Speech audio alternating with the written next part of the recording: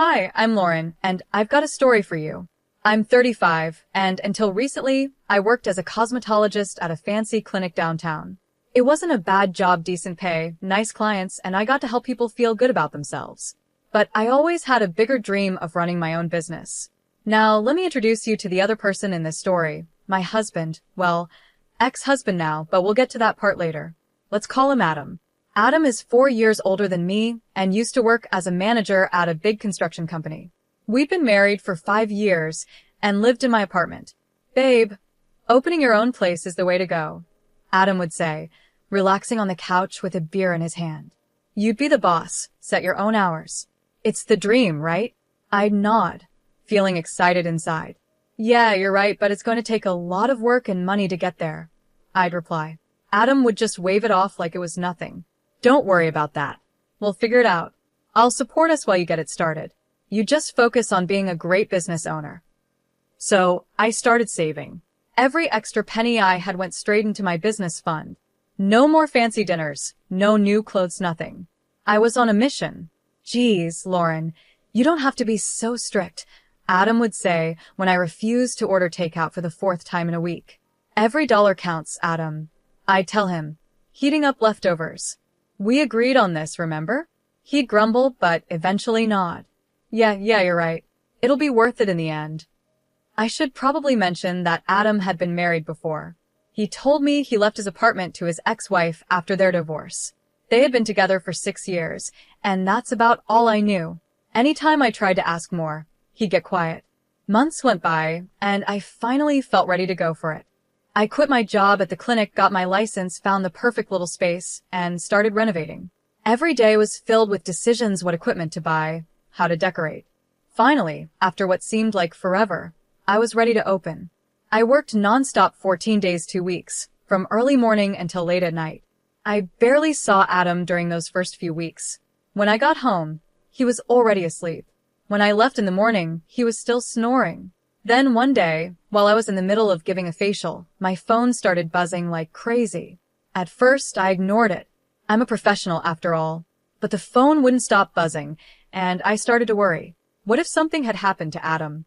As soon as my client left, I checked my phone. There were 10 missed calls from my mother-in-law, Amy. My stomach dropped. Amy never called unless it was something serious. I called her back, my heart racing. Amy, is everything okay? Lauren, thank goodness, she said, her voice shaky. I've been trying to reach Adam all day.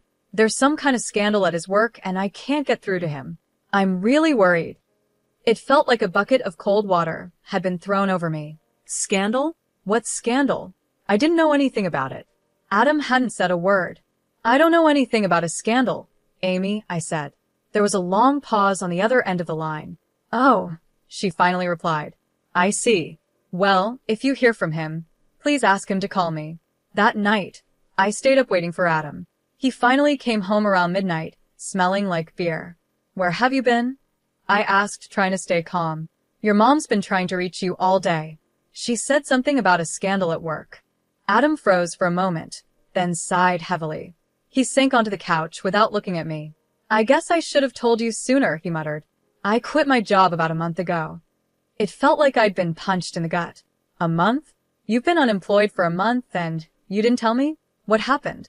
I got into a fight with my boss, Adam said, bitterness in his voice.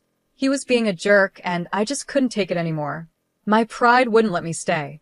I took a deep breath, trying to make sense of what he was saying. Here I was, working myself to the bone, and Adam had been at home all this time. Why didn't you look for another job? I asked. Adam looked at me, his eyes filled with guilt. I think I'm burned out, Lauren. I need a break. Maybe I should see a psychologist or something. I just can't jump into another job right now. Part of me wanted to scream at him. We had a plan. He was supposed to support us while I got my business off the ground. But seeing him sitting there, looking so defeated, I couldn't bring myself to yell. Okay, I said after a long pause. We'll figure this out. But no more secrets, Adam. We're a team, remember? He nodded, relief washing over his face. I'm sorry, Lauren. I promise no more secrets, he said. Little did I know that was just the first of many promises he'd break. The next few weeks were tough. I started picking up extra shifts at my old clinic, working mornings at my own office and afternoons at the clinic. It was exhausting, but I didn't have a choice. We had bills to pay, and I still had a loan to repay for the office. Adam spent most of his time at home, supposedly looking for jobs online, but mostly playing video games. I tried to be supportive, reminding myself that mental health is important. But as the weeks turned into months, I started to wonder if he was even trying at all. Then finally, a glimmer of hope. One day, Adam came home grinning from ear to ear. "I got a job," he announced. I was so relieved I could have cried. That night, we celebrated with a bottle of wine, toasting to new beginnings. For a moment, it felt like everything was going to be okay. But Adam's new job only lasted a month. One day, I came home from a long shift to find him sprawled on the couch, beer in hand, staring blankly at the TV. "You're home early," I said, feeling a sinking sensation in my stomach. He shrugged, still watching the screen. "I quit." It felt like a punch to the gut. "What? Why?" Adam muttered. "The boss was a jerk, wanted me to be a robot, all about discipline and following orders. Screw that." I took a deep breath, trying to stay calm. "Adam, we talked about this. We can't afford for you to keep quitting jobs." He finally looked at me, his eyes cold. "So, I'm supposed to be miserable? I thought you'd be more understanding, Lauren." I bit my tongue, not wanting to start a fight, but inside, I was boiling. Understanding? I was working myself to the bone while he sat around drinking beer and playing video games. The next 8 months were a blur of work, stress, and mounting frustration. I'd come home to find Adam exactly where I'd left him, surrounded by empty beer cans and takeout containers. "Any luck with the job search?" I'd ask, trying to keep the desperation out of my voice. "Nothing good out there," he'd reply, waving his hand like it didn't matter. "I'm looking for something interesting, with good pay, but not too demanding." I wanted to scream. Who didn't want a job like that? But those jobs don't just fall into your lap. You have to work for them. Then one night after a long day, I came home to find Adam actually up and about. He had this strange, excited look in his eyes. "Lauren, I've been thinking," he said, pulling me down onto the couch. "We should have a baby." I stared at him, sure I'd misheard. "What?" "Yeah, think about it," he said, grinning. "I could be a stay-at-home dad," Adam said. "You'd go to work, and I'd take care of the baby. It's perfect." I couldn't believe what I was hearing. "Adam, you've never even washed a dish in this apartment. How are you going to take care of a baby?" His face fell. "What? You don't think I could do it?" "It's not that," I said, trying to be gentle. "It's just that taking care of a baby is a lot of work, and we're not exactly in a good financial spot right now." "You're being cruel," he said in a low voice. "You don't understand my problems." I let out a bitter laugh. "Your problems, Adam? I'm working 14 days, 2 weeks. I'm exhausted, and do you want to add a baby to all this?" He stormed off, slamming the bedroom door behind him. I sat on the couch with my head in my hands, wondering how we had gotten to this point. It all started with the video games. At first, I didn't think much of it. Everyone needs a hobby, right? But then I noticed our joint bank account was losing money fast. "Adam," I said one evening, trying to stay calm, "did you buy another game? And did you upgrade your computer?" He didn't even look away from the screen. "Yeah, so what? It's our money, isn't it?" I took a deep breath. "We're supposed to be saving, remember? For our future." He paused the game and turned to me, acting all innocent. "Babe, it's an investment in my leisure time, Don't worry, I'll pay it all back when I get a job." That was the last straw. The next day, I closed our joint account and stopped giving Adam any more money. If he wanted to act like a child, fine, but I wasn't going to be his personal ATM anymore. I thought that would solve things. Boy, was I wrong. The fight started almost right away. Adam would stomp around the apartment, slamming doors and muttering under his breath. "You don't respect me," he'd yell. "You're trying to control me." I try to stay calm. "Adam, I'm just trying to keep us afloat. We can't keep spending money we don't have." He stormed off again, leaving me standing in the kitchen, wondering how we ended up like this. Days went by, and Adam didn't lift a finger around the apartment. Dishes piled up in the sink, laundry overflowed from the hamper, and takeout containers were scattered everywhere. I was working myself to the bone, and he couldn't even be bothered to vacuum. Then came the day that changed everything. I got home early from work, my head pounding with a migraine. As I approached our apartment door, I heard Adam's voice coming through the open window. "Yeah, Mom, I need a new suit for this great new job," he was saying. "Could you lend me some money? I'll pay you back as soon as I get my first paycheck." I froze, my hand on the doorknob. New job? What new job? I burst into the apartment, startling Adam so much he dropped his phone. "What new job, Adam?" I demanded. He stammered, trying to come up with a lie, but I had caught him red-handed. "You are going to take money from your parents for a job that doesn't even exist?" I was shaking with anger. "I was going to tell you," he mumbled. "Tell me what? That you're a liar? That you'd rather take money from your parents than get up and find a real job?" What followed was a huge fight. We yelled, we cried, and said things we couldn't take back. In the end, Adam grabbed a bag and stormed out, saying he was going to stay with his parents for a while. As the door slammed behind him, I sank to the floor, my head in my hands. I had my own business. I was driven. I was successful. Yet here I was, married to a man who seemed determined to drag us both down. The days after Adam left were strange.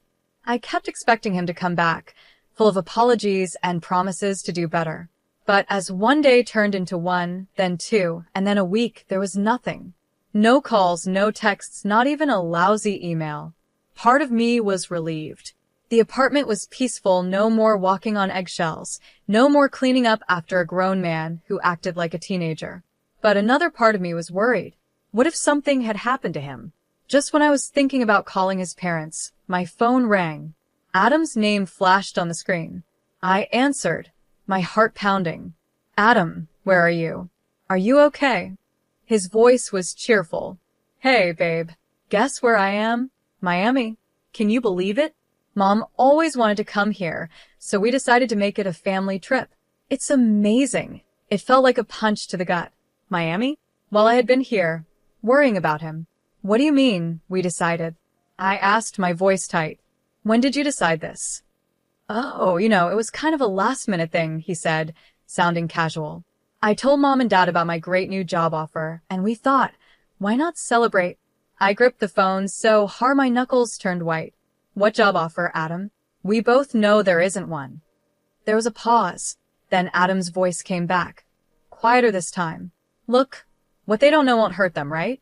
We're having a great time. I'll find a job when we get back, I promise." "And how exactly are you paying for all this?" I asked, fearing the answer. "Oh, don't worry about that," he said, his voice brightening again. I borrowed a couple of your credit cards. But don't freak out. I'll bring you back a magnet or something, okay?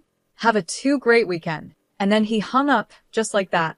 I stood there, staring at my phone, feeling like my entire world was falling apart. The man I had married had stolen my credit cards to fund a vacation based on a lie. Something inside me snapped. I was done. No more second chances, no more excuses. With shaking hands, I opened my banking app and blocked every one of my cards. Then I called a locksmith.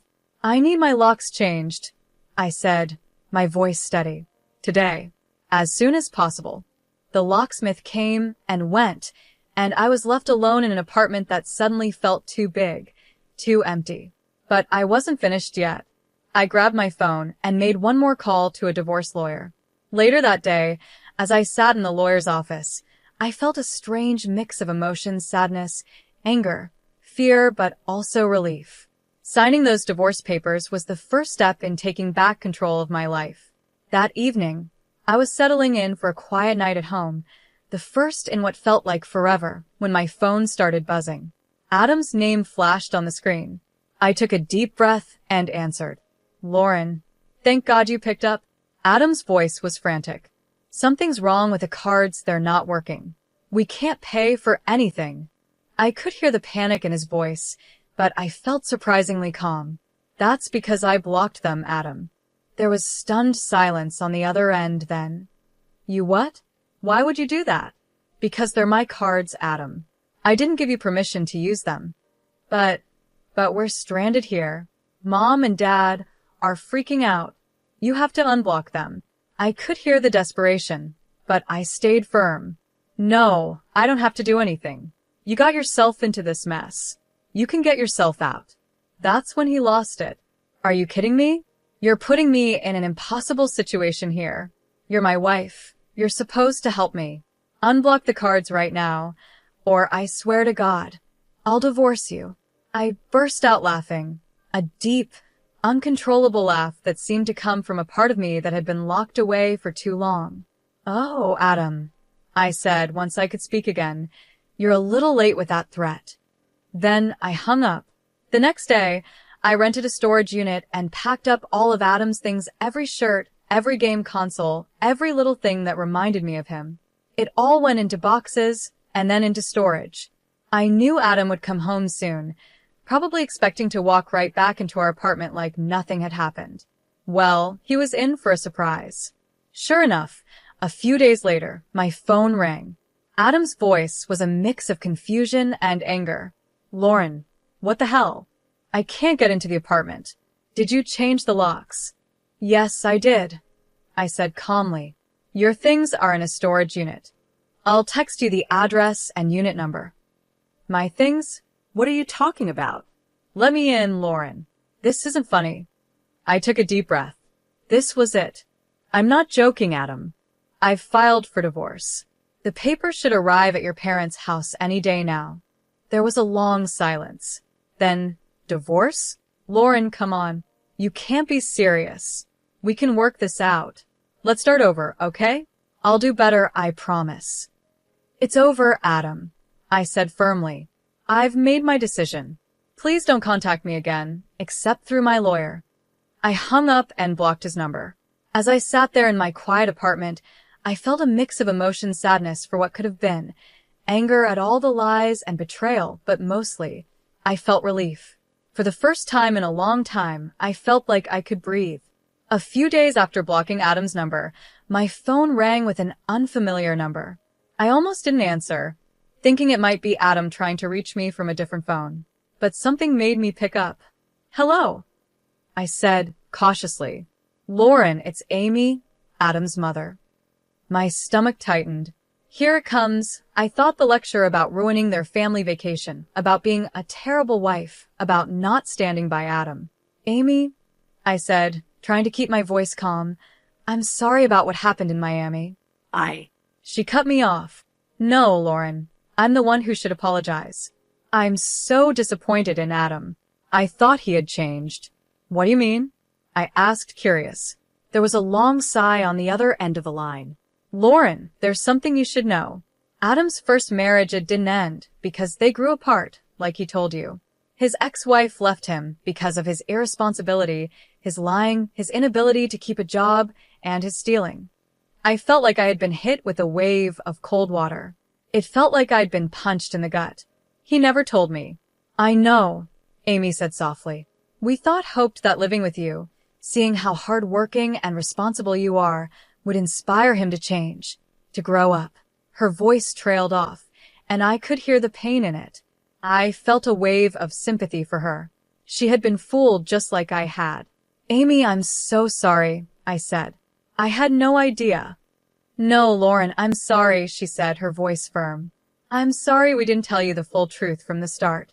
I'm sorry we let you go through this, and I'm more sorry than I can express for what Adam has put you through. Tears welled up in my eyes. Thank you, I whispered. I want you to know, Amy continued, that when we found out the truth, how he had been lying to you for months, how he stole your credit cards, and how he deceived us about having a job, we kicked him out. He's not welcome in our home right now. I was speechless. I had been so worried about being judged by Adam's family, and here they were, standing by me instead. I don't blame you for divorcing him, Lauren, Amy said. You deserve so much better. I just hope you don't think badly of all of us because of Adam's actions. No, of course not, I said quickly. Amy, I never blamed you or your husband. You've both always been kind to me. We talked for a while longer, with Amy filling me in on some of the details I had missed. By the time we hung up, I felt like a weight had been lifted off my shoulders. I wasn't alone in this. I wasn't wrong for feeling betrayed and angry. In the weeks that followed my conversation with Amy, life started to settle into a new rhythm. I threw myself into my work, finding comfort in the familiar routines of my cosmetology office. Without Adam's constant drama and financial strain, I had more energy, more focus, and surprisingly more money. But Adam wasn't going to let go easily. One evening, as I was locking up the office, I saw a familiar figure leaning against my car. My heart sank. "Lauren," Adam called out as I approached. "Can we talk, please? I've changed, I swear. I'm looking for a job, a real one this time. I'll pay you back every cent. Just give me another chance." For a split second, I felt a twinge of something nostalgia, maybe pity. But then I remembered all the lies, all the broken promises, and all the stress and pain he had put me through. "No," I said firmly. "I'm done giving you chances, Adam. Please leave." I walked past him and got into my car, my hands shaking as I started the engine. As I drove away, I saw him in my rearview mirror, standing there, looking lost. But I didn't turn back. That was the last time. I saw Adam in person that last time, and he tried calling a few more times from different numbers, but I blocked them all. Eventually, the divorce was finalized without any more drama. And you know what? Life got a lot better. Without the constant stress of Adam being unemployed and spending money, my finances improved a lot. I was able to put all my energy into my cosmetology office, and it paid off. My client list grew, word spread, and soon I was busier than ever. I decided to quit my part-time job at the clinic and focus completely on my own business. It was scary at first, but it turned out to be the best decision I could have made. With the extra time and energy, I focused on marketing and expanding my services. I even hired 2 more cosmetologists to help with the workload. Suddenly, I wasn't just a cosmetologist anymore, I was a boss. The loan I had taken out to start the business was paid off ahead of schedule. The constant worry about money was gone, and for the first time in years, I felt financially secure. But it wasn't just about the money. I started treating myself to little things too: weekend trips, nice dinners, those shoes I'd wanted for months. These were things I had always denied myself before, thinking we needed to save every penny for some future that never came. Now, as I sit in my expanded office, looking at plans for a new treatment room, I can't help but be amazed at how much has changed. I'm not just surviving anymore, I'm thriving. And I did it all on my own. Don't get me wrong, it wasn't always easy. There were nights when I missed having someone to come home to, someone to share my successes with. But those moments became fewer as I built a life I truly loved. Looking back, I realized that ending my marriage to Adam wasn't the end of my story. It was the beginning. It was the moment I chose myself, my dreams, and my future. And you know what? I'd make that choice again in a heartbeat.